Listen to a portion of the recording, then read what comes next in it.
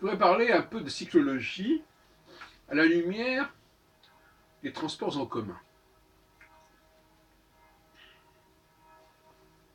Par exemple, à Paris, puisque nous sommes à Paris, ici, rue de la Providence, depuis bientôt 40 ans, depuis 79,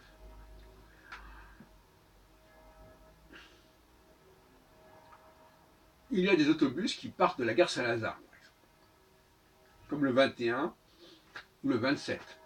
C'est-à-dire tous les deux arrivent à la place d'Italie, curieusement.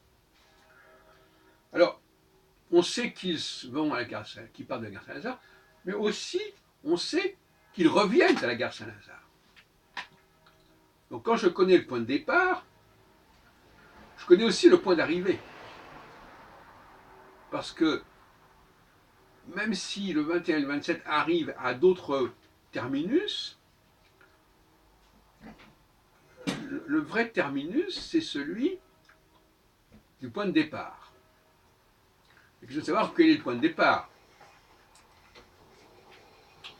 Parce qu'après tout, on pourrait dire, voilà, le point de départ, c'est le fait que plusieurs autobus, plusieurs lignes d'autobus, partent du même endroit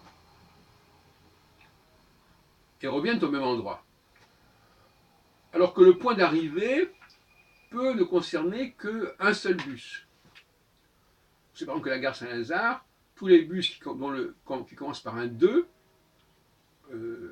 voilà, c'est le terminus de cette gare Saint-Lazare. Le 21 et le 27, comme j'ai cité, mais il y a aussi le 24, le 29, le 28, etc.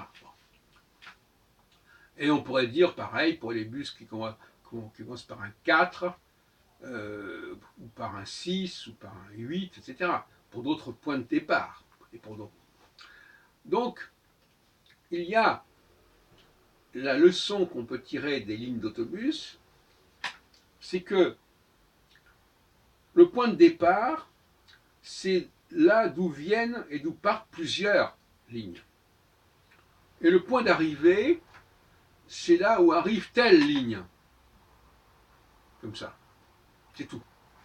Donc le point de départ, il est dans la pluralité. Le point d'arrivée, il peut être dans la singularité. Par exemple, je ne sais pas, le 27 arrive à la porte d'Ivry. Bon. La porte d'Ivry, ce n'est pas un lieu d'où partent 36 000 lignes. Alors que la gare Saint-Lazare, c'est un lieu où il y a beaucoup de lignes, relativement.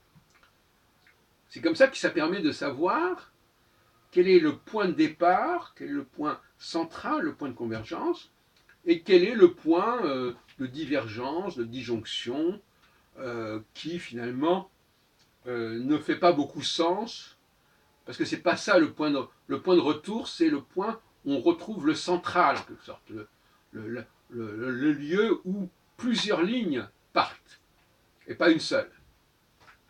Donc la centralité, c'est la multiplicité des facteurs. Et l'excentricité, c'est l'unicité des facteurs. Voilà ce que je voulais dire, simplement pour montrer que finalement, la vie quotidienne, l'observation quotidienne, nous fait comprendre consciemment ou subconsciemment un certain nombre de vérités fondamentales.